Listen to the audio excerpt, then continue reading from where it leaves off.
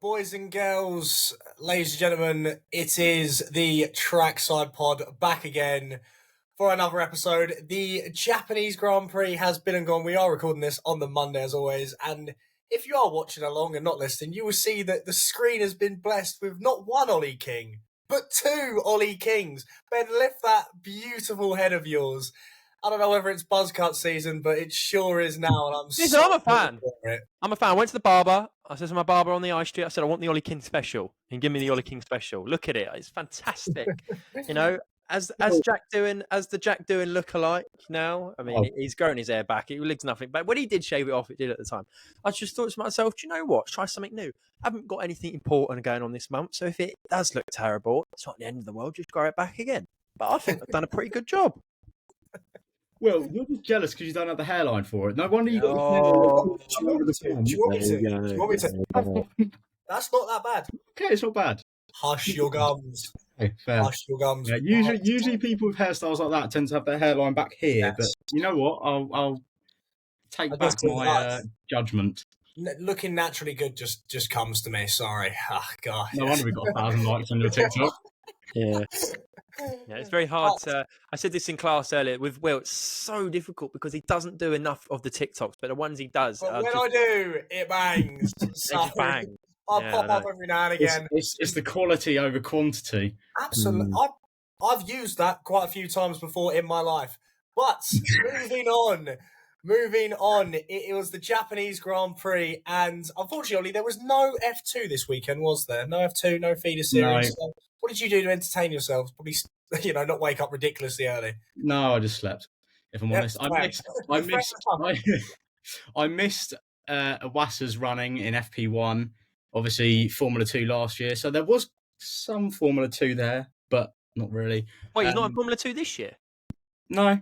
What did he do? I think I'm not actually too sure what he's doing. I don't think he's doing Super Formula either, but I think he's just in the wings. To be fair, this year. Yeah. Wings. Same. It's like Liam Lawson as well. Liam Lawson's just fine.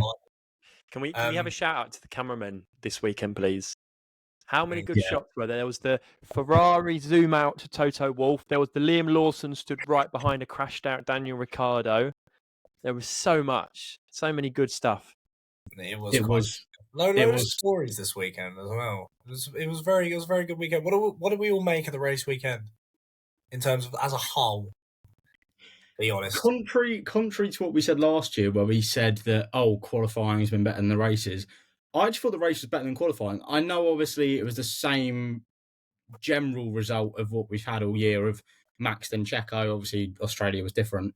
Yeah. But aside from them two running away with it, just because the car is in a field of its own, the racing was actually quite good. Like in terms of Japan, especially I can't remember what lap it was on. Doesn't really matter anyway, but because it wasn't fighting for the points. But when we had a 5-car pit stop, it was brilliant. That battle from I think it was about 11th to 14th or 15th was phenomenal. I was like, you know what? We need more of this. Thanks, yeah. And the man controlling that, Yuki Tsunoda. Can we just talk about his weekend, by the way? He's been brilliant. Great way to go into it. Great way to kick it all off. Starting with the home favourite, Yuki Tsunoda.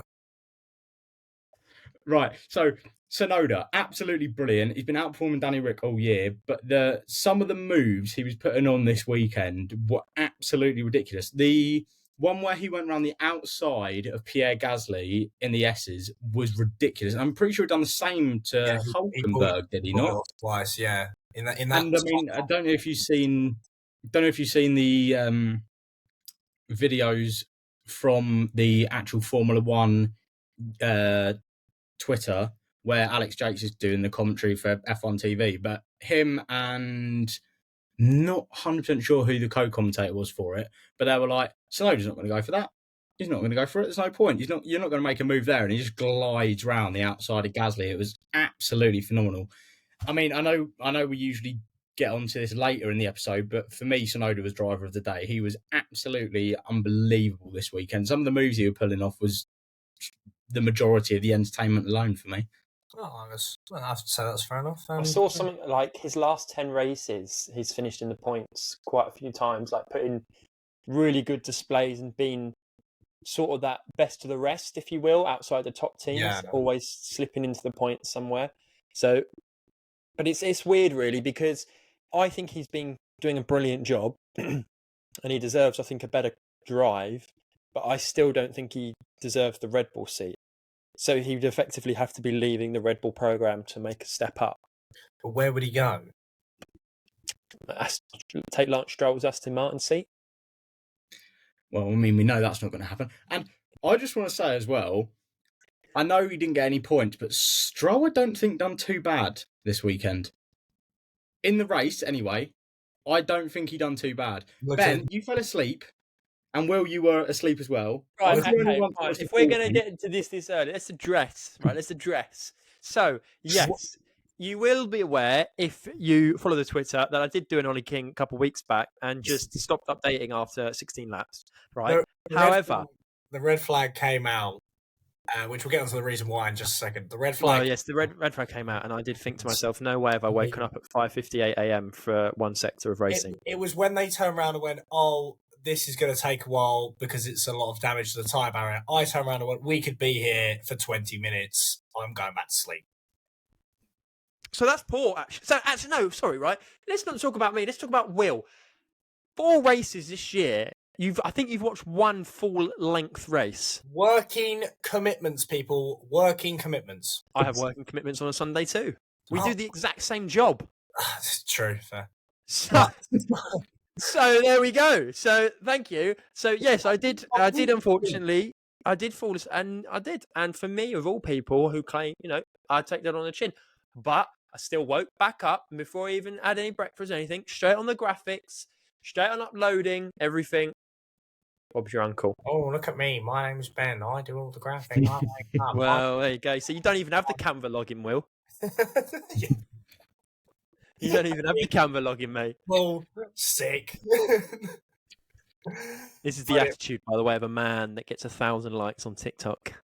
He contributes once a week and then he just pops off. And then once a week, once a month, more like. Absolutely. This is what it does. If he's bringing in the like. The TikTok's been dry recently. What do we need? Oh, the banker. Will does a video. Cool. That's all. Do you know what? But speaking on so you've mentioned your driver of the day there. Obviously, really, I'm not technically in a position to give one, and unfortunately, I couldn't vote on the app like I said I had been doing these past few races. But I saw that Charles Leclerc had got it P8 to P4. It's an impressive job. I reckon Yuki Tsunoda would probably have been my driver for the day too, despite the fact he did start 10th and finish 10th. Was loads of overtakes, as you mentioned. But I think I want to talk about Mercedes. And I'm not going to turn this into a Gary Neville the overlap where all they ever do is talk about Man United every week, and it feels like I talk about Mercedes every week. But I am slowly getting a little bit concerned myself as well, because P7 for George Russell, P9 for Lewis Hamilton. They look like silver. And they actually spoke about it as though it was a good weekend. So they get silver arrows. It looks like 2 silver tugboats. It is absolutely awful. Those runners are slow. Talking of that, have you seen at the end of the Grand Prix, the stewards went around on the tractor holding up a sign saying, thank you for turning up.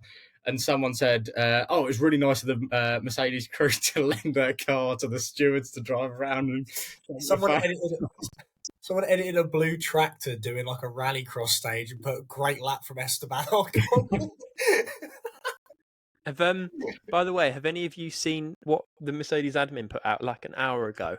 Yes, I have. Ollie, this needs to be, if you can implement this screenshot of this, it's brilliant.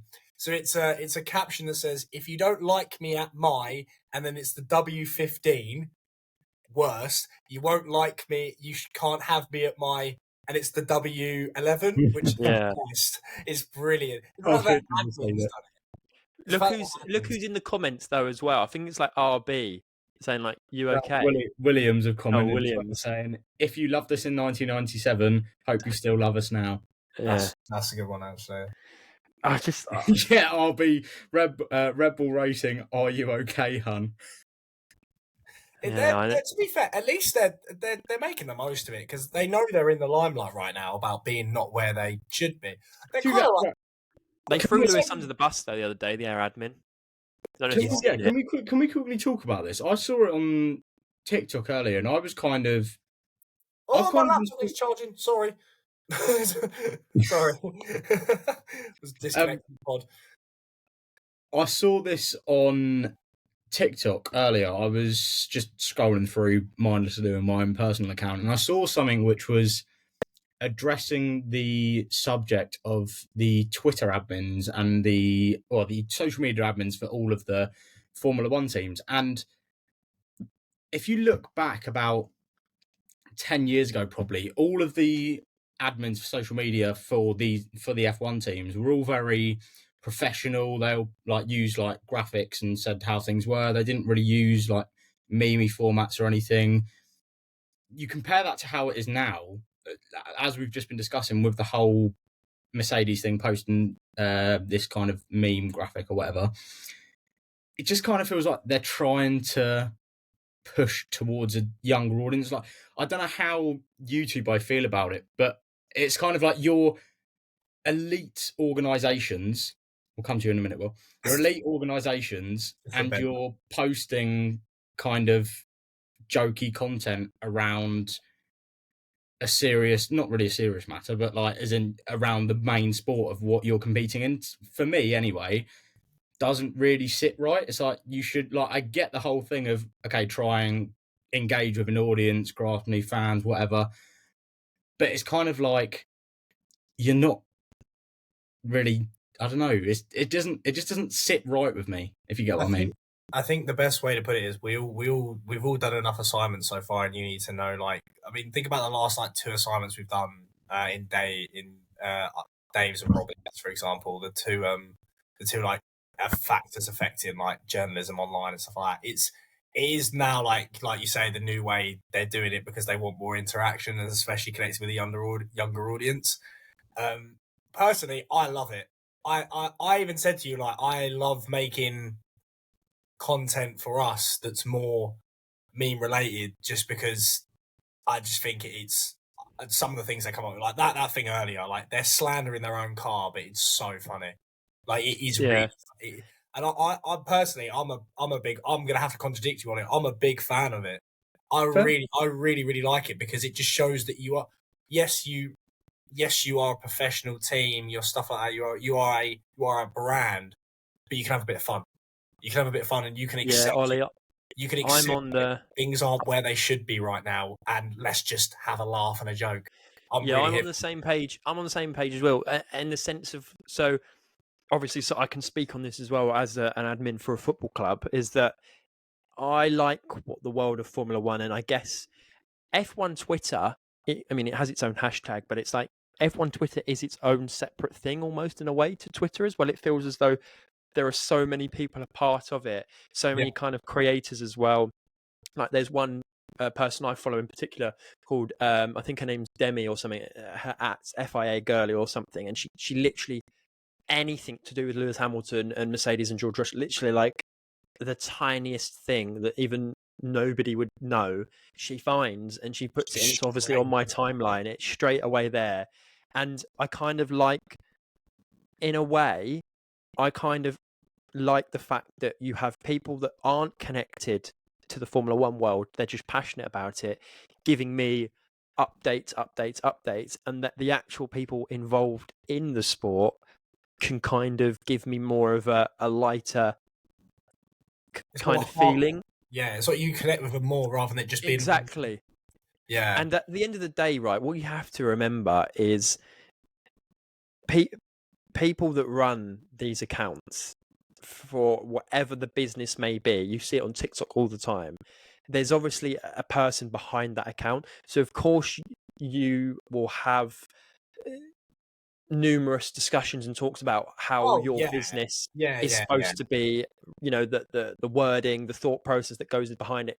Never be first person, I am so happy to, never anything like that. Obviously as well, what I do as well, I'll give you an example. For me, what I do with Woking Football Club is that I turn all my emojis back to the default yellow, so it shows as though we're inclusive for all, basically.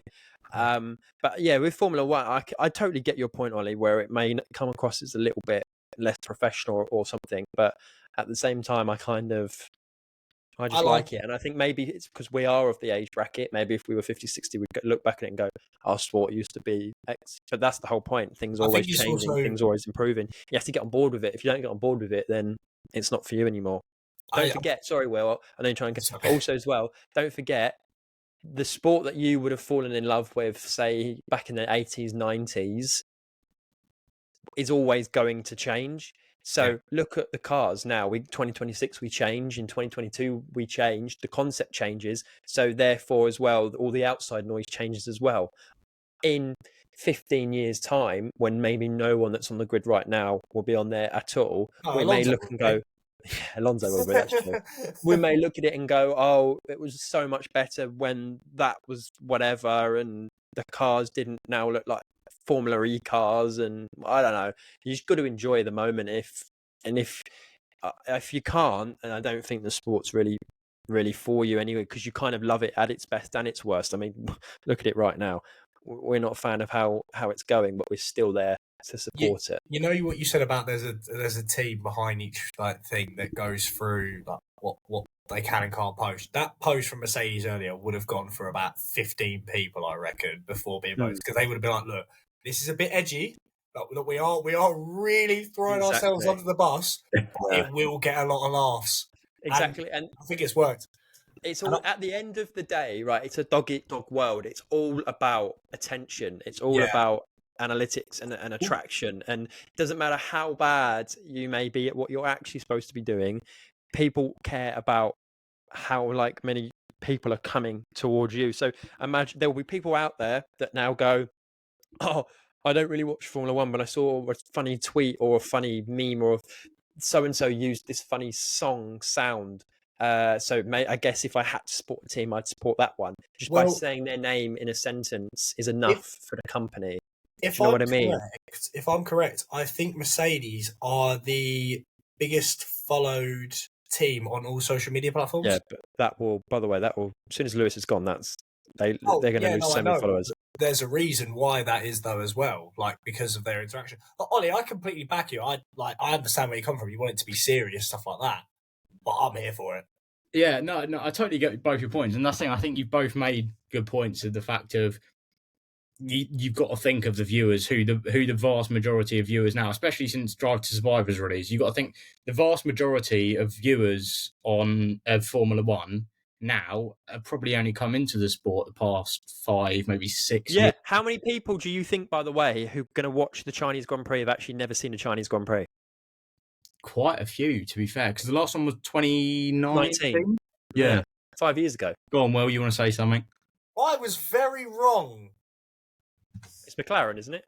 No, everyone really is a Ferrari fan. Oh. I think it's Ferrari. Anyway. Yeah, it's Ferrari, Mercedes. Red Bull will not be up here. No, they will, because they'll also have so many followers for people that like Red Bull as a whole.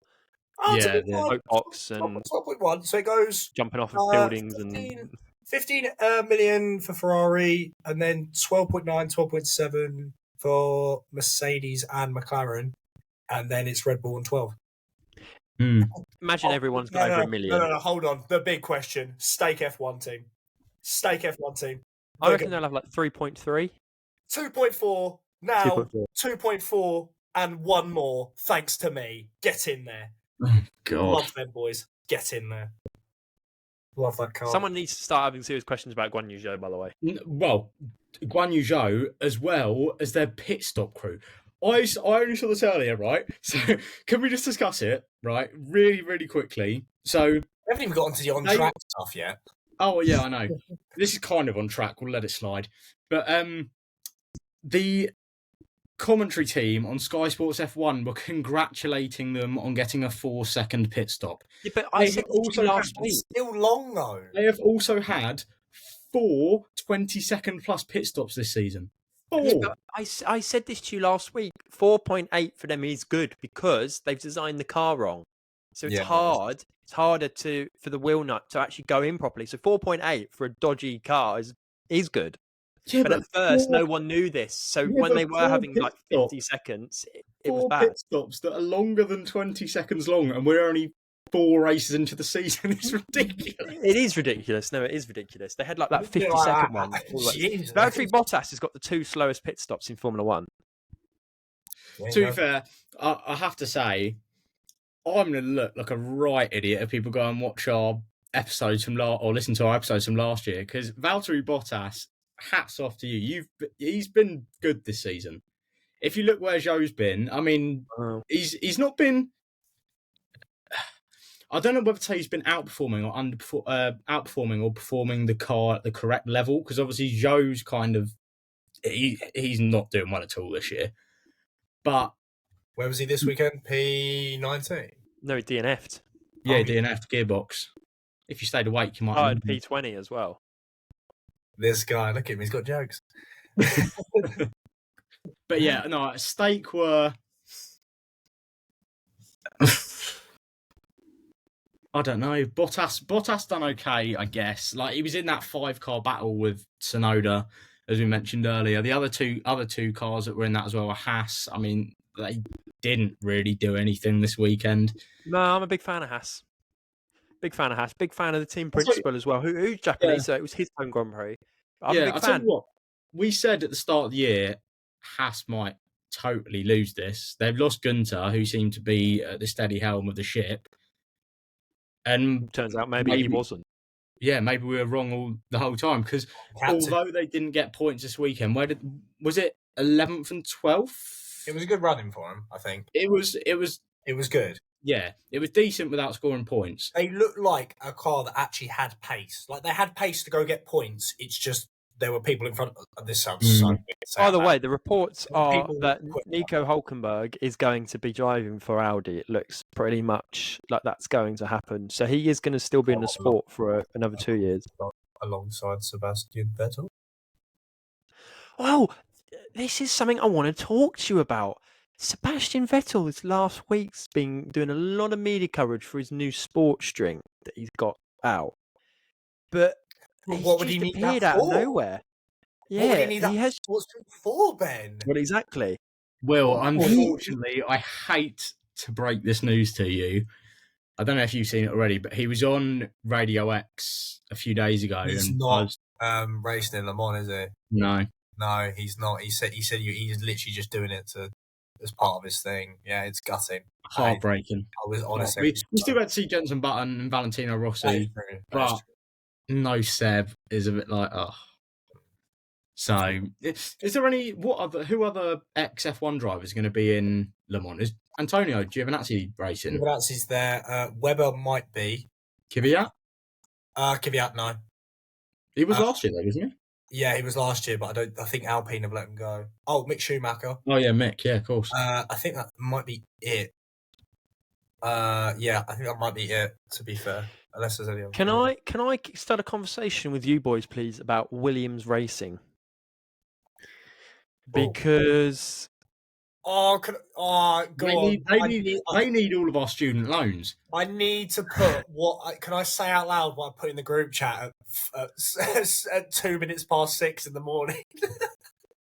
So I'll tell you what, actually, before we go on to Williams, can we talk about lap 1, that incident going into turn 4, I want to say, that caused a red flag? Yes. 3. Sorry, turn 3. Danny Rick's fault. I'd say it's more of a racing incident. He's got Ollie, take the bias glasses off. Well, he has got an Aston Martin on his left, on his inside. No, yeah, but he has. But Stroll didn't make any kind of move to indicate that he was going for a move. Also send it a little bit too much. No, I think Albon's going for a gap racing incident. It's a racing incident. I think the thing that's funny is it's probably my most liked driver on the grid in Albon and my most hated driver on the grid in Danny Rick. Yeah. So it's kind of like, but no, hate's a very strong word, Ollie.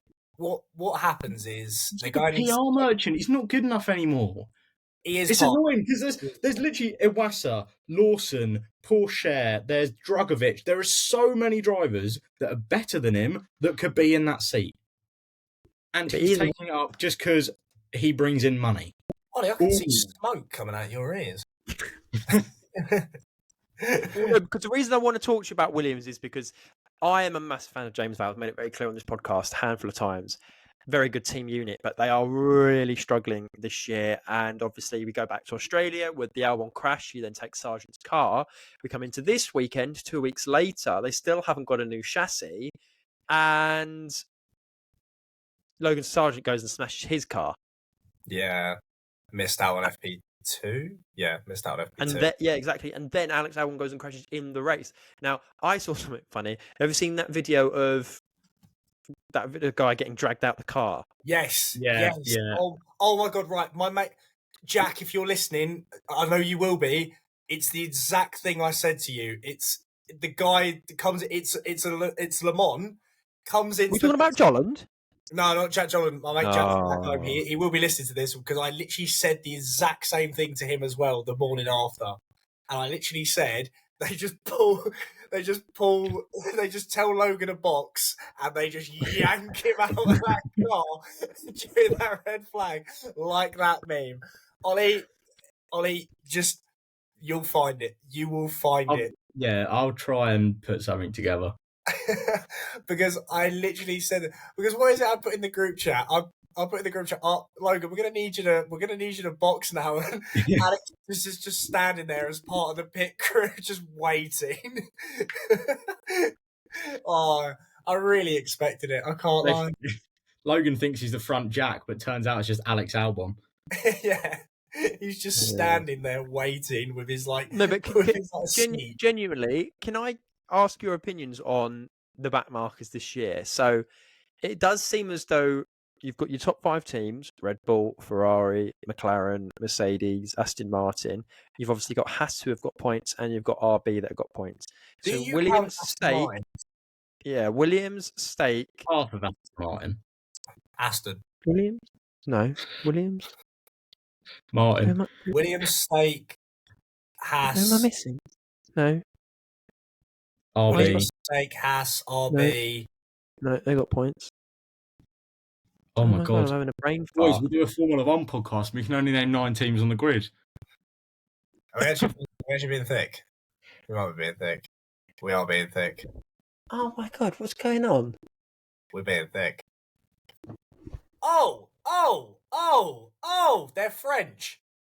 Alpine. Oh, Alpine. They're idiots. They're so far back that we don't even know about them. You know, boys, realistically, it feels as though that these are only teams that are going to score points if teams in front of them don't finish a race. Doesn't feel like they're ever going to finish in the points on merit. I mean, there seems to be a very big gap. God, bloody hell, they are. Right, can I just say something about Alpine quickly? We know that they've been so bad all year, but Ocon hasn't really, apart from one little snap in the Grand Prix this weekend, which neither of you would have seen because you were asleep. Apart from one little snap, he's downplayed their struggles a lot. I don't know if either of you have realised, but he's always been very complimentary of the team, which I've thought all year, how can your car be that bad and you still be that positive? I think it's a thing of, what's the visage? Visage, is that the right word? Like he's putting on a front. Yeah, putting on the front. I think Ocon's putting on a front. Visage. Yeah, what is a visage? I don't know. I didn't do very well in English. Leave me alone. I think he kind of puts up a front because it's like you can't be racing in a car that bad and still be saying so many complimentary things. I know. When he got into Q2, he was buzzing. P15. But the one breaking point that happened during the race was his engineer came over and said, Esteban, can we please push a bit harder? Can we get a bit faster, please? And Esteban literally snapped back going, I'm going as fast as I can. What do you mean? And it's like, oh, that's interesting because he's been very complimentary all year to try and seem like everything's okay. I'm starting to wonder if, I reckon, listen, he will be loving that he's being Gasly. He'll be loving that, and he'll be loving that he's struggling. That's the first thing. But I think because of the seats that are available, he knows he has to get out this year, and that he's unfortunately doesn't look as though he's going to be able to do that on merit of points. So he's doing it on terms of performance. Show the world I'm driving a tractor, but I'm happy about it, and I'm a positive guy. and I'll be a good fit for your team. Because, Ben, in the terms of things, what other team is driving like a tractor right now on the higher end of the field? Mercedes. What team is Esteban Ocon most linked to? No, I know, and I think I said in my predictions, didn't I, at the start, Thank you, Ollie Mercedes. The more and more I think about it, I don't think Ocon would go to Mercedes, but I reckon he still thinks he's probably got a chance. But I think that's Toto really wants Antonelli by the sounds of it. But he's got Alonso, he's got Vettel, he's even got I don't think he's got Verstappen, but he's made it clear he wants Verstappen. Have you seen Max has said in the press conference, Toto's been acting very, very nicely towards me in the paddock this weekend. It's like, someone's getting a bit. Also, can we talk? It's been 3 weeks since this whole Red Bull, Adrian Newey leaving, Christian Horner leaving scenario, and it's just poof, just up. Like no one said anything more. Like, is that just it? Well, is quite quiet, isn't it? Yeah, which almost makes me think that someone's been paid off, or it's been paid off by Red Bull to stop talking about it in the media. Well, I mean, I'm obviously not too sure. It has gone quiet. You are right, but I'm pretty sure I saw something the other day that said the person involved wants to come back to work or something. So apparently, I've seen something. Apparently, the woman involved has been really, really struggling mentally. I don't know. Obviously, probably due to the press and stuff like that she's received from, like the hounding. Well, not press she's received positively, but hounding from the press she's probably received. But it is weird how he's just fallen off. And going back to the whole Max to Mercedes thing, I think the only way that was ever going to happen is if Horner or Newey left. Marco as well. No, it was Marco. Yeah. But Did you know, by the way, that Verstappen's victory was his third in a row, and he's only the second driver to win. He's only the second pan. Yeah, he's only 3 wins in a row. He's the second pan. Is that what I said? Yeah. What? He's the second pan to win at Suzuka. Congratulations, Pan Verstappen. Sorry, I obviously meant to say. Well, you could have done so much better there. You could have said Verstappen. Yeah, good point. Wow. No, but Max Verstappen is the second driver to win 3 times in a row in Japan. Do you know who the Michael Schumacher was? Do you know the years? 01. 01, 02, 03. No. 02, 03, 04. 99, 2000, and 01. You literally both sandwiched it. It's 2000, 2001, 2002. You sandwiched that, but that's pretty impressive, actually. And also, as well, he won from pole for the 30th time in his career, even though I'm pretty sure that was his 57th win. Yeah, it's mental. So, he's also as well become the 4th driver in history to reach 3,000 career laps led. And he's only behind Schumacher, Vettel and Hamilton. Breaking records each week, mate. 57 race wins, and we have 20 rounds to go. He could honestly end this season on 77. Can I tell you one stat that I found pretty crazy? You may not, but I think you will.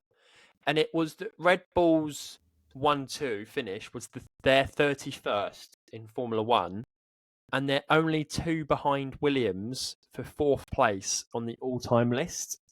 Now, I found that quite crazy that Red Bull, a team that dominated from 2010 to 2013, and then from 2022 to now, so that's at least 7 seasons, and they're currently 5th on the list. Who's ahead of them? Williams, Mercedes, McLaren, Ferrari.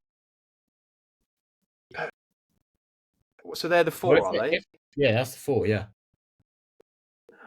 I don't know, Ferrari. I just feel like they'd have a bit. It's because they got no history before 2010, that's why.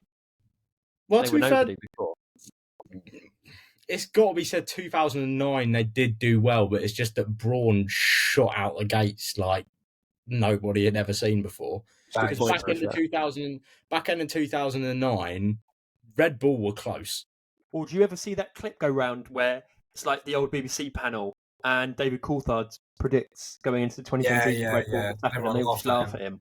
And obviously proved wrong. You need to talk about Perez as well. He needs to get a little bit of credit because he's doing really well this year.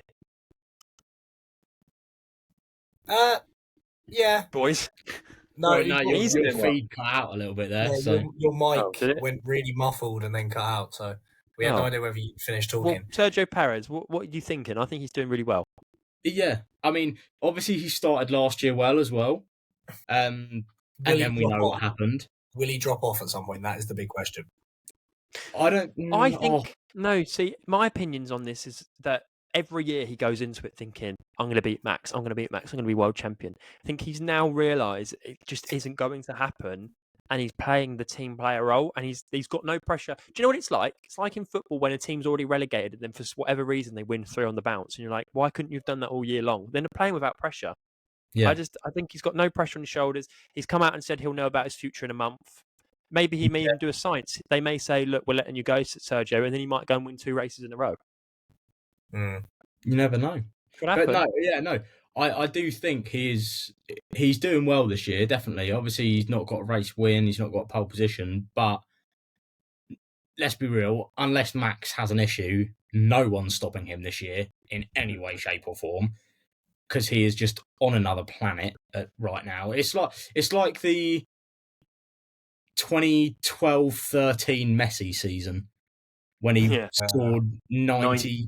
Was it 2013 or was it 2012 when he scored 90 goals in a calendar year? We are watching that version of Formula One right now. Max is a different breed. He's an absolute animal. I agree with Ben. It's like Perez knows that if Max isn't going to have an issue, then there's no point fighting him. Just take the second place and for the team. One thing I do find interesting, I saw this as an edit on TikTok the other day, and it was Karun Chandhok speaking, I believe it was on Sky, saying that he spoke to Max after Baku last year, so Sergio's last win, and Max apparently said to him, I'm not losing to him again. I refuse to lose to him again. And we can see what's happened since. The only person that's come in the way of him and a victory is Carlos Sainz, and that's only when the Red Bulls struggled for pace or had a problem. Yeah, so it shows. I would love a bit of friction between them two, like back to like Brazil, where there was a little bit of, but it's just not going to happen. No, I think facilities to win a Grand Prix whilst Max is on the grid at the same time. No. And I think as well, even if you get the one-off race where, like we had in Australia, because it's of no effect to Max, he could DNF the next 3, and he would then go and win the next 4, and it doesn't affect him. It's almost as though it doesn't matter. If Checo genuinely put 3 or 4 race wins in a row, Max would be so startled. And I go back to my point of a couple things ago when I was talking about like Lewis and Max can't deal with the heat. He doesn't have that heat, and I'd love for it to happen. I think we've accepted it just isn't. And I reckon now that by the pattern in which it seems to happen, I reckon he's going to win the next 9 Grand Prix. Somehow Sainz then wins the next one, and then he's going to go and win another 10. I felt, unfortunately, boys, this is what we've kind of got. Want to know what's really annoying me more than anything? Go on. Why does nobody ever lead into turn 1 anymore? Why have all the drivers not just forgotten how to start Grand Prix? Why do we not have any madness at the front? Well, you say that. I think you say everyone's forgotten how to go into turn 1 and get a good start. But I think you're excluding Max Verstappen from that. I think he's the only driver. Like, you see him when he starts. Okay, he might have the quickest reaction time, but how he builds that speed over such a short distance to get the advantage into turn 1, it's like, I'm in the leading position. No one can challenge me. I remember the days where someone would dive bomb down the inside and all of a sudden you've got a race on your hands. It's like, if at turn 1, he's still ahead, he's the one. It's just so bad. The last person to actually nip Max into turn 1 was Norris. Norris. Yeah, I'm thinking Silverstone. That's what I'm thinking as well. Yeah. It was tight at Suzuka last year, was it not? Going into turn 1. Yeah, it was, but Leclerc he ducked out. Yeah, too much respect. You know, why can't we have a Senna and Prost moment? By the way, Listen to this. No season before this had ever started with 4 consecutive 1-2s finishes involving multiple constructors. So obviously you've had the 3 Red Bull 1-2s and the 1 Ferrari 1-2. So obviously, really, where did Checo come, by the way, again in Australia? Come third? Was he on the podium? No, he DNF'd. No, DNF. What, Sergio? Yeah. I'm talking about Perez. Yeah, it was a double Red Bull DNF, wasn't it? No, was that last year? What? What are you talking about? That was last year, Ollie. Yeah, no, yeah, no, yeah. Don't worry, my brain's just gone blank. Hold on, let me. Podcast is not. We're not living up to the expectations, boys. You're a stoner. Yeah, Right, he let me came. Checo came. Oh, he came 5th. Yeah. He must. I think he came through the grid though, if I remember correctly. Hmm. Where did he start? Oh no, he didn't. He started 6th. What's going on with my brain? I'm supposed to be the stat man. Yeah, well, listen, that's a little bit annoying for him because otherwise, in the fight for, I mean, he's overtaken Leclerc, gone back up to 2nd. I say it's the fight for 2nd, but I think going into China, because we're all deluded, everyone is. Who's a Formula One fan, we're all deluded these days. Because it's the fact that no one's been there for 5 years, it's we could get something different. Reality is Max will. Have you seen his onboard from like 2019 where he started 17th or 16th and he was up to lap 7 by the end of the first lap on the Inters? In China? Yeah. No. Yeah. So he'll do that probably. He'll probably take a gearbox penalty. And what will be interesting is it's the people who have experience in long term that will be really good at this sort of circuit. But don't forget as well, this dynamic, this car, new thing of car has never been at this, so they won't have data. So it is a bit like going somewhere new. Yeah, but they've got the simulators. I know it's not the exact same, but they have the simulators which are as close to testing without actually being at the track as you're ever going to be and ever has been. Like their simulators are like the most elite bits of machinery aside from Mercedes got theirs all wrong, didn't they? Up until recently, apparently. But yeah, no, I think it's all well and good saying, oh, it'll be really interesting to see the dynamic of drivers who haven't raced there, but I genuinely just don't think it's going to matter. They spend so much time on the trainers and in the simulators, practicing, that I really don't think it'll matter whether you've raced there before or not. The only thing I would say is we are going to have. I reckon there's going to be chaos into turn 1 because don't forget, Will, it's a sprint weekend. Yeah, exactly. But also, the way that long right-hand bank and then cuts back on itself, those cars are wide, and I think we've barely had times where we've had 3 cars go into one corner and there's been contact, and those cars were skinny. These cars are thick. These cars are wide. So I think there's going to be some serious contact into, don't ask me who, but if you're anywhere near that midfield, if you're anywhere between P7 and P14, it is ropes for you because you are going to be right among it. And I genuinely think we're going to have a first lap safety car because there'll be 2 or 3 at DNF. I'll probably ask you this next week as well, so don't give me a long-winded answer because we do need to be talking about this Grand Prix. But what do you think of the new sprint race changes where it's practice 1 and it's straight into shootout rather than quali for the actual race? Shootout and sprint and then quali and race. It makes more sense. Yeah, it makes more sense. Get that over the way. Get that done. Yeah.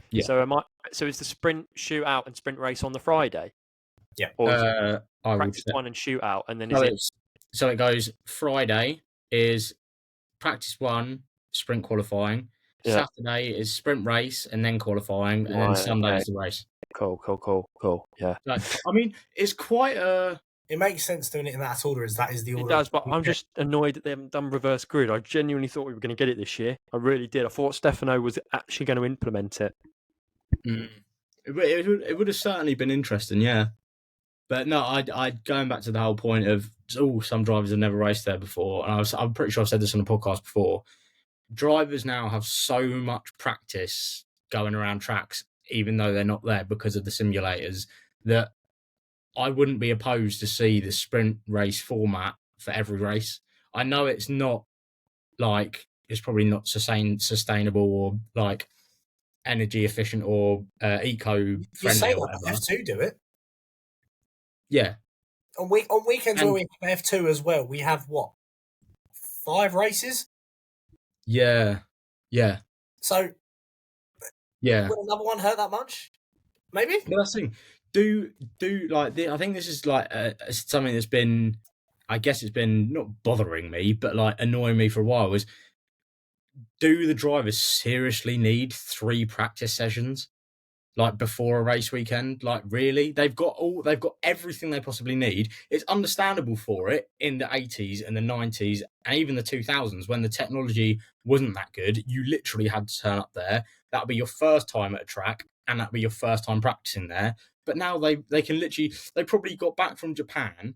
They're probably back from Japan today, wherever they are, either in Brackley or wherever they are. Woking. There we go. Sorry, Ben.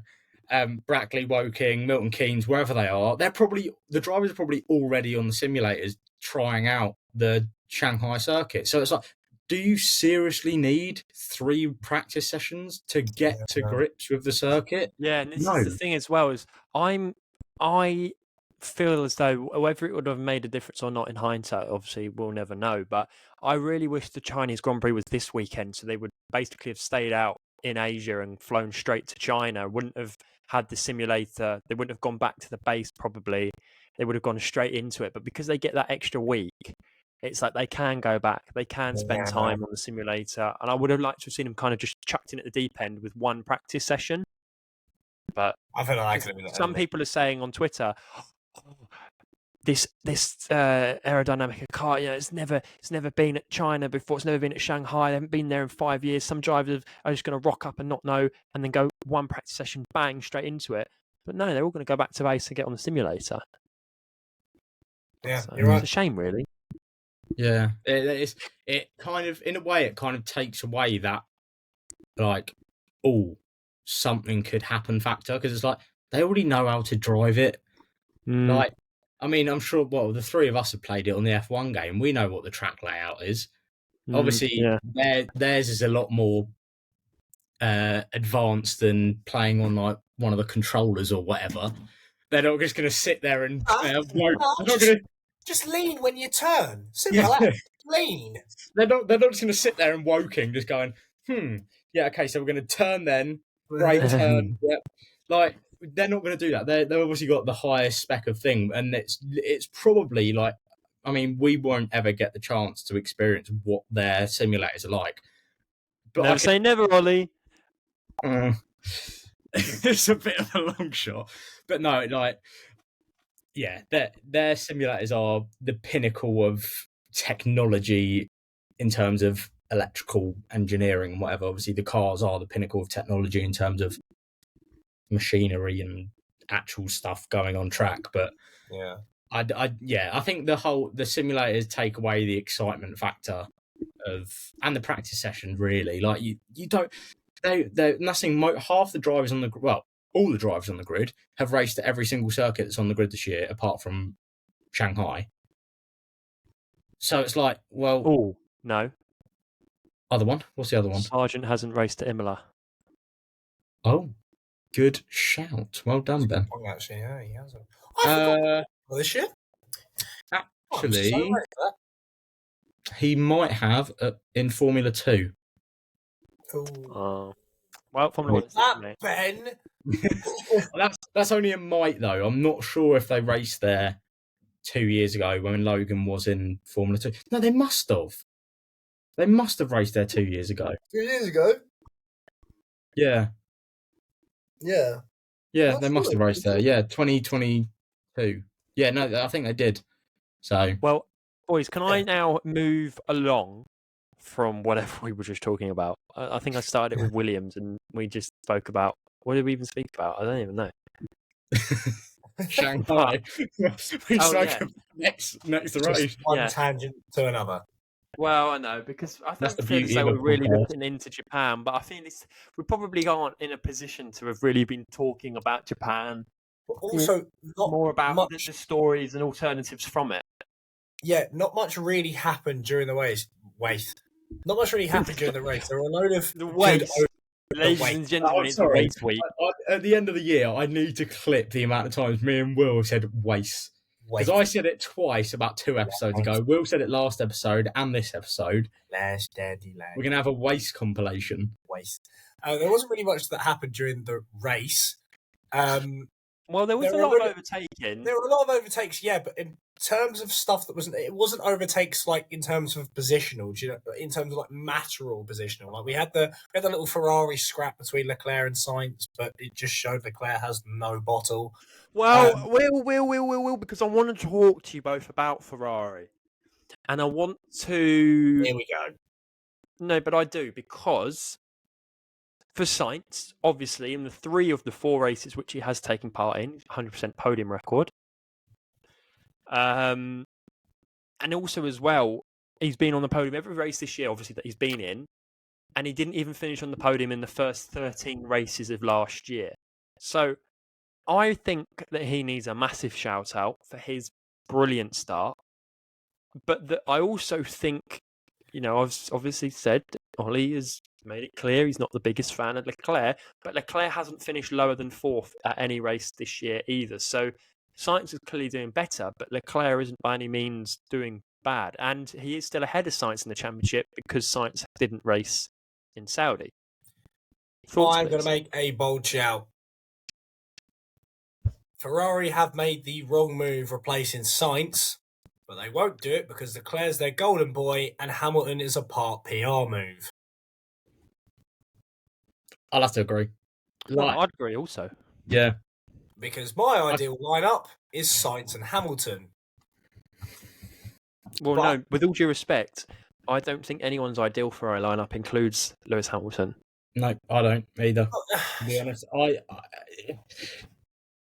I'm so excited for it. I'm so excited for it. You said the only reason why we're excited for it, alternative out there. The only reason why we're excited for it is because there's a chance of him actually doing well again. Exactly. If Merck were doing as well as what they are already, 1, he wouldn't have gone, and 2, we wouldn't be as excited for it. The only reason I just contradicted myself massively. I've just said that there is a better alternative out there, despite the fact in the very first episode I said Hamilton and Leclerc is the best driver lineup. So I don't know. This is what Mercedes is doing to me. How outlandish that was. No, but it's true though. Hamilton and Sainz is a better driver lineup than Leclerc. I don't think so. In terms of consistency. No.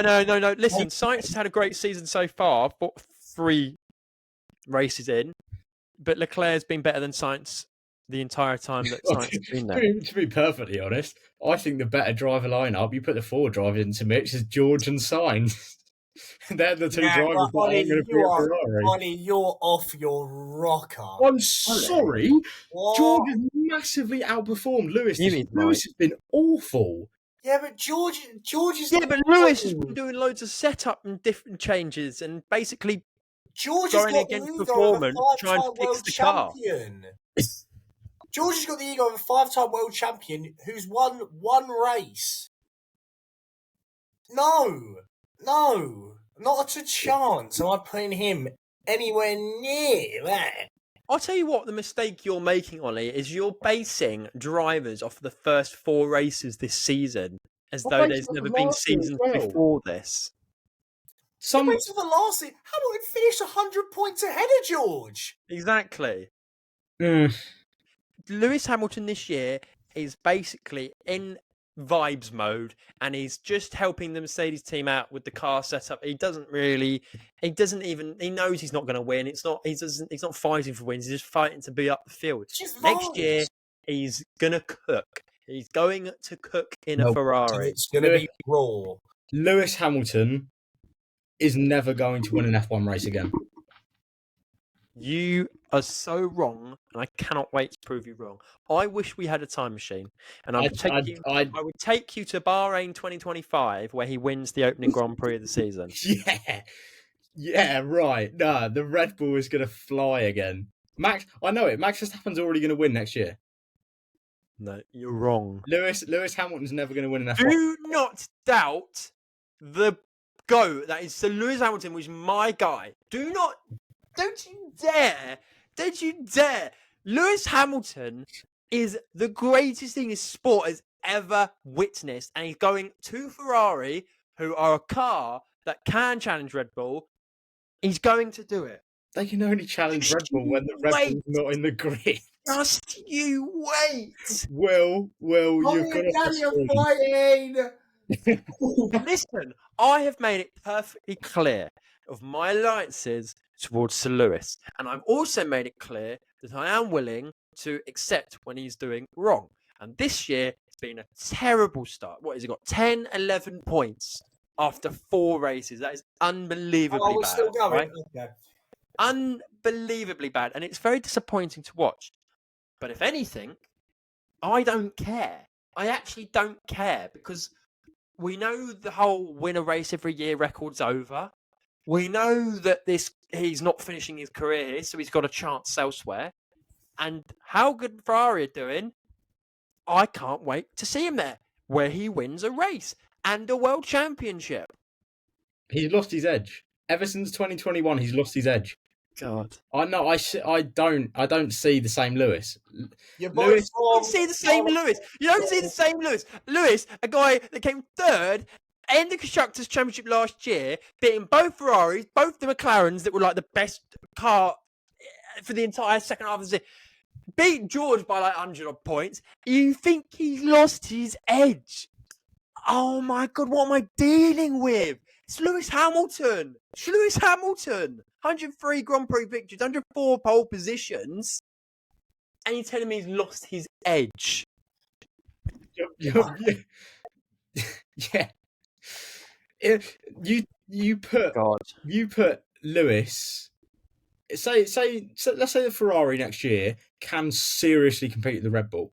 Not how it is this year, not how it was last year. It can seriously compete with the Red Bull all season long.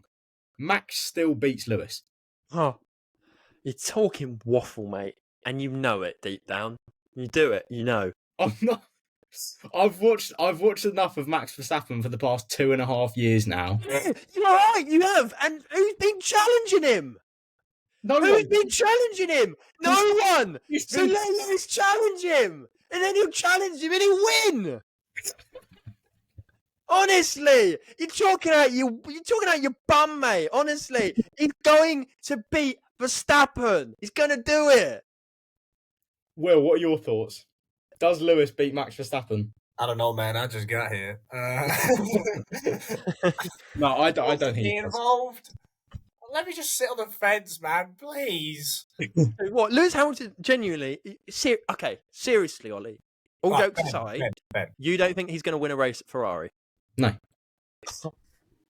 To be fair, it literally just depends on what car Ferrari bring. If, for example, a similar thing happens in Australia to what happened this year, or a similar thing that happened in Australia this year happens next year at any of the races, then yes. But we know that Perez isn't going to put up a fight. Perez won't be in the sport next year. What happens if Lewis goes to Ferrari and all of a sudden Merc get their act together? I have thought that alternatively as well.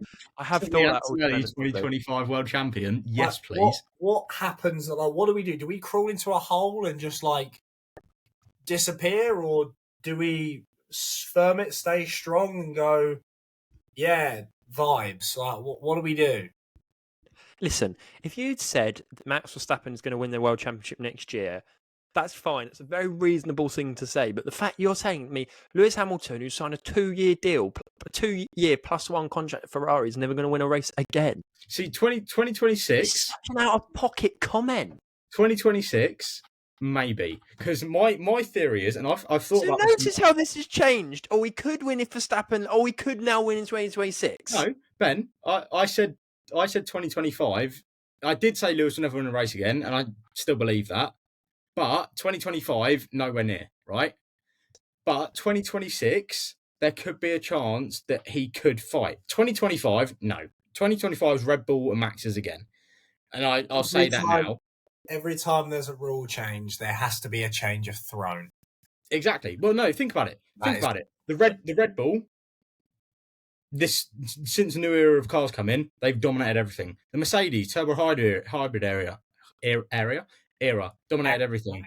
The one before that, Red Bull, again, dominated everything. There are a few years from about 2007, 8 and 9, we're all a bit different rate, 3 different race winners every year. Alonso, 2 years in a row. Schumacher, 2001, 2002, 2003, 2004, 5 years in a row. Every time there is a rule change, there will be a new head of throne. Exactly. Right now, you're going to have to wait. And I'm going to back on it. You're going to have to wait until 2026. Look at the year before the change of throne. A team who's on the up does really well. Look at Red Bull. Verstappen won the 2020 Abu Dhabi Grand Prix, and they kind of pushed into 2021 with the same momentum. Ferrari are going to have a really good 2025 season pushing into 2026. Do you honestly think that there is any way this Red Bull gets worse? I think it only gets better, to be honest. Listen. I mean, it's hard to say how can it... It's easy to say how can it get better, but it just will. Of course it will. Of course it will. Listen, we'll go even faster next year. I need to understand how a guy with 103 wins, 7 world championships, and you're telling me that he's just forgotten how to drive a car. He's the best Ferrari we've seen since 2018, and even that didn't win the championship. Yeah, because look who's driving it. Sebastian Vettel. Yeah, Sebastian Vettel, and he lost his own championship himself. Yeah, because he was up against someone who's flawless. Yeah, Lewis Hamilton. Lewis Hamilton. Max Verstappen is flawless, Ben. He is flawless. You've just said he was up against someone who was flawless, and that flawless person was Lewis Hamilton. At that time, who's the flawless person now? Because no. But what my point is saying, who's been challenging Max? Who's been challenging Max? Who came second? Who's been challenging Max? Who came second? When? When they challenged each other, who came second? You're seriously going to say that after what happened at the end? Will was just fully prodded the bear there. Are you being serious? Who came on paper? On when you look back at who was champion in 2021, who was it? Because you're looking for nibbles. You're on my side of how that ended. No, yeah, I am on your side of how it ended. But on paper, who came second and who won? But that's the thing, right? But I think we're forgetting the whole thing of we've said this before, and Ben, you've even agreed on it. Over the course of that season, Max deserved the championship. He just didn't deserve to win it in the way it happened. We've said that. Everyone agrees with that. Right. Okay. So, but you're still telling me that Lewis Hamilton's not going to win a race next year? No. So you just said no. 2026. As in, no, he's not going to win a race. Yeah. That's just, oh my God, that's 2026. 2026, there's a possibility, but he'll be what, 41, 42? 41 in 2026. I mean, obviously, Fernando Alonso, he done really well last season. I get that. Lewis Hamilton's probably one of the most well-trained people in the entire grid. Doesn't matter about his age. I think we're forgetting one key thing here. It's Ferrari. Yeah. They've been so much better. Tell me a massive mistake that Ferrari have made this season, strategy-wise. Carlos Sainz. Okay, fine, but that's to bring in a much better driver. So if anything, that's a good decision to make. But right now, is he a much better driver? Yes, he is. One's got a race win! Listen to me. That Mercedes car is not going to be challenging for anything. He's accepted that that's not going to happen. But is the Ferrari challenging the Red Bull? Well, this year? Yes. Potentially will be, yeah. Get the right person to drive. Get the right person to drive the car. Why do we go into every new weekend then? Why do we go into a new weekend? Ferrari could be quit this weekend. Look. That Ferrari. Sergio Perez said after Australia, Ferrari would have won that anyway, whether it makes a DNF or not. No, they wouldn't have. Right, well, you're just saying that. You don't.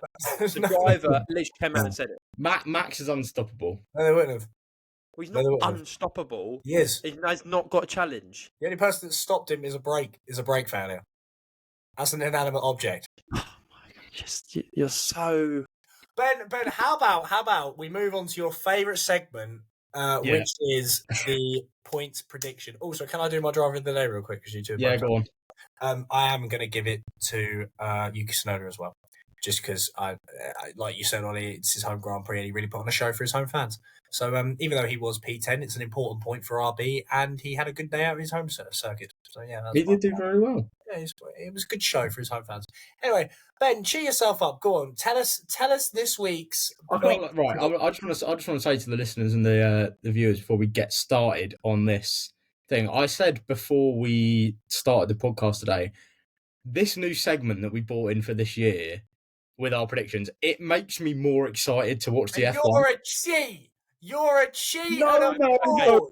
Listen, let me host because I will conduct this properly. There was only one fault. To be fair, Ben, it's your fault. There was only one small thing I did want to say before I was going to bring this anyway, but I wanted to say that Alex Albon has only ever had 2 lap 1 eliminations in his F1 career, and did you know that they both came in Suzuka? I just wanted to let you know That's weird. So the predictions. Might as well just stop racing. Give Sargent your car. So, I would like to let the listeners know, and actually, the listeners This is fraudulent. Can make the decision if they want, but the brilliant thing about having a trio. No, the brilliant thing about a trio is that if you ever disagree on something, there'll always be a 2-1, no matter what. There'll always be a 2-1, right? Always. You can't do a 2-1 when there was 2 people voting because I was asleep. Listen, right? Listen. Basically, with one person. What happened was I, admittedly so, on the Friday, normally would say, boys, can I get your quality predictions? And I'd forgotten. And race. But, I had woken up earlier, not just before the race. I had woken up a good hour before because I woke up and I just remembered it. Qualifying. You woke up qualifying. You put the message in the chat at 10 to 6.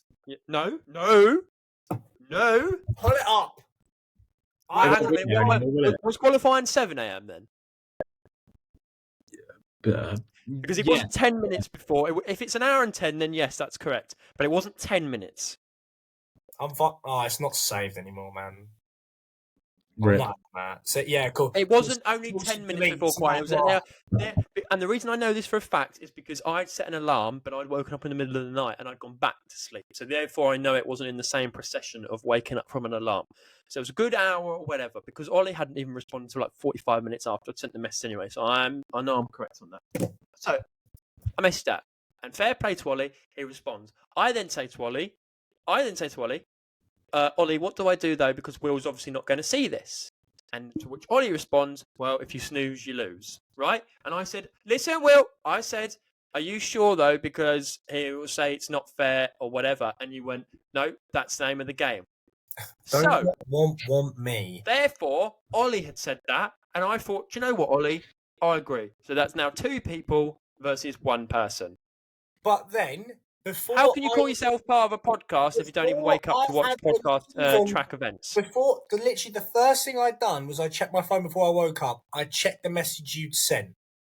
Oh yeah, this is also a load of crap, by the way. On my mother's life. So you're telling me a guy that follows Formula 1 as passionately as you does not have any notifications on your phone, full stop? You won't have had Max Verstappen on pole position for the Super Grand Prix. No, I do not. Not buying it. I do not buying it. I do not have the outcome. I did not know who was involved.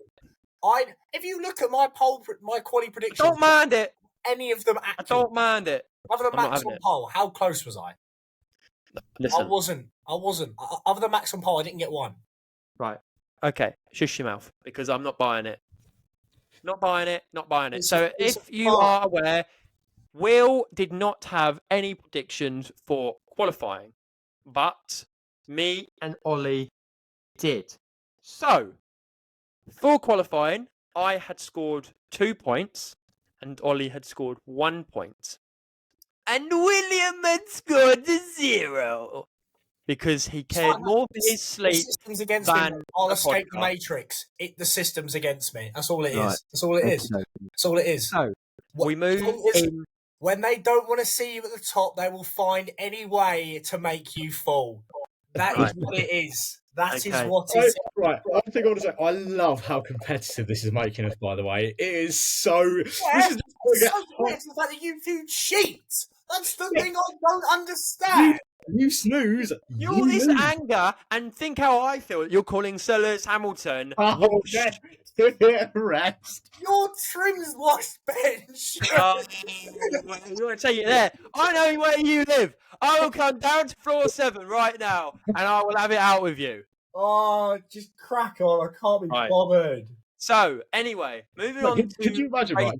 Just sorry. Before we get into this, could you imagine, right? We all go into the final 4 rounds all on the same point, and we keep on getting the same. That'd be points. nice, isn't it? The last race That'd be nice. That'd be unheard of in Formula 1. Last race of the year, we had a 2021 with our predictions. Oh my god! Also, I'm pretty sure I put this in the chat as well.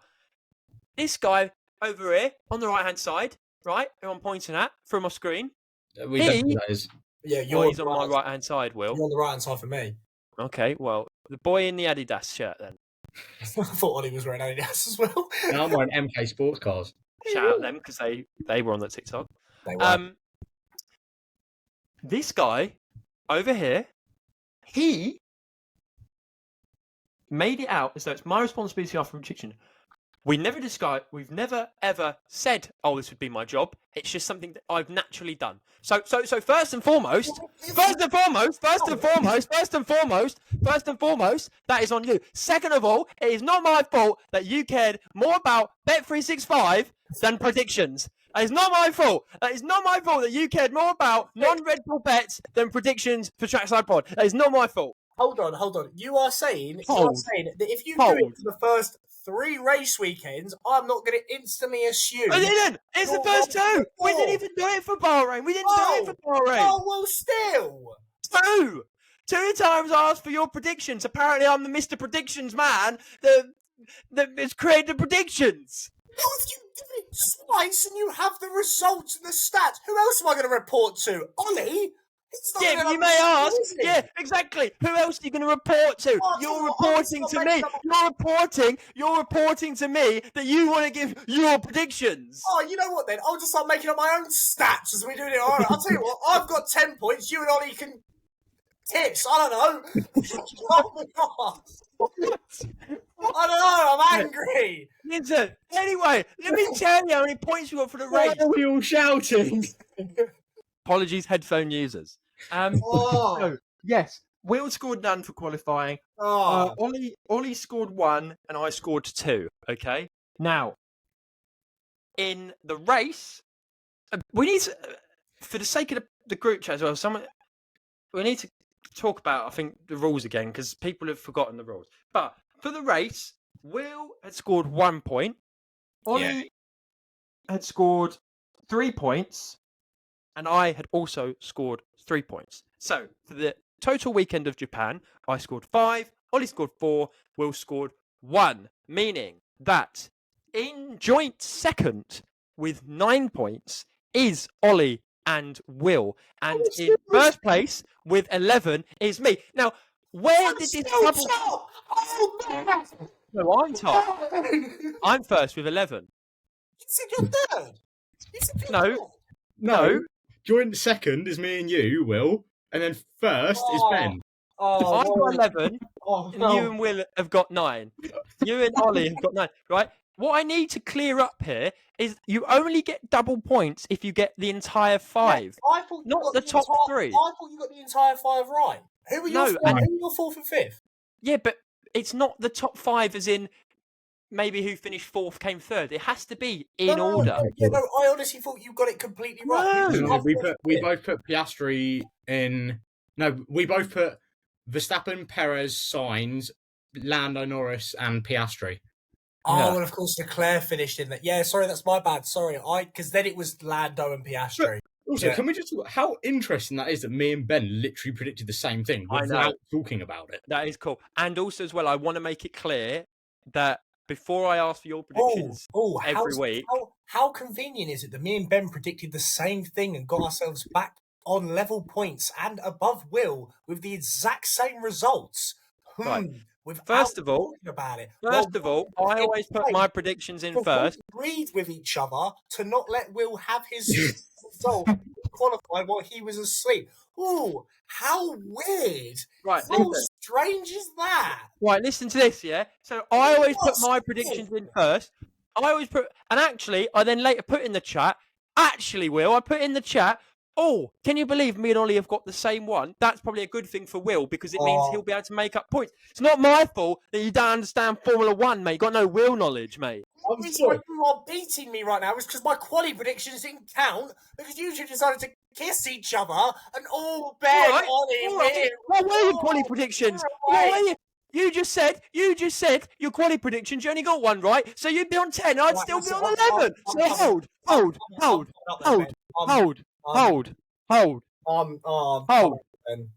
You'd be on 10, and I'd be still on 11. So hold. Outplayed. So it's all relatively tight then. Yeah, it is. Shut up, Ollie.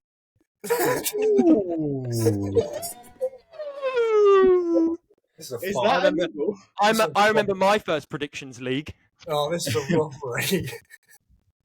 Is there anything else that we should probably talk about from this weekend's Grand Prix? I genuinely don't. Lando Norris's move on Hamilton, Russell's pass on Piastri on the last lap. Lando's move on the outside of turn 1 was unbelievable. Yeah, it was ridiculous. First session of rain this year. FP2 pretty much all called off. A session of rain because no one really went out. Just a few drops, wasn't it? Yeah. Apparently, it was too wet for slicks, but not wet enough for inters. Which made me think, surely in this day and age, Pirelli would have a tyre for that. Interslick. Yeah. Turkey 2020? Yeah, Turkey 2020. Bring back the Interslick. Bring back when Lance Stroll was on pole position. Bring back when the prediction was fun and not cheated. That's what I'm saying. Bring that back. Didn't even do a pod in 2020, mate. Didn't even know you boys in 2020. Yeah. Well, I think that's a good place to end it. Not really too much to talk about. Not really too much to talk about from this race weekend, but it was fun to do this nonetheless. If you want to catch our social medias, they are all Trackside Podcast or Trackside Pod F1 on Twitter, TikTok, and Instagram, and YouTube and Spotify. Follow the Instagram where you can see Ben and Ollie's predictions that are somehow the same again. But they don't talk about it. They don't work with each other. Ollie, me and you know that we didn't do that. So actually, all that matters is what we know. If he wants to get salty, then let the mind games begin. Let the mind games begin, indeed. Just want to say quickly as well. When I'm 3 points ahead at the end of this game week, you see. We should have done F1 Fantasy as well, to be fair. But no, if I'm honest, it's really, really boring. Oh, is it? It's not like F1. It's not like F1. Premier League, FPL. But yeah, thank you for everyone for listening and watching, and thank you all for the interactions we're getting at the minute as well. We got our first TikTok with over 1,000 likes, thanks to the wonderful William Smith. But yeah, that's why you guys left me out of it, because you saw how. Give it. We've got to knock Will down a peg. He can't be. He can't be the main man. No. Let's knock down a peg. We're all part of the same. What do you want to call this? Not a company, but we're all part of the same podcast trying to pursue it. I'm not going to be upset. I'm going to be upset if one other member of the podcast is doing well, am I? Everyone's got to be on. It's communism. Everyone's got to be on the same level. I see how it is, boys. I see how it is. No, don't worry about it. Listen, mate. Listen, I've still got the most analytics likes on Instagram. You don't see me. I'm a humble man. Yeah, got there in the end. Right. I've ended it there before it all goes out of hand again. Thank you for listening. Thank you for watching, and we will catch you after China. Catch you next episode.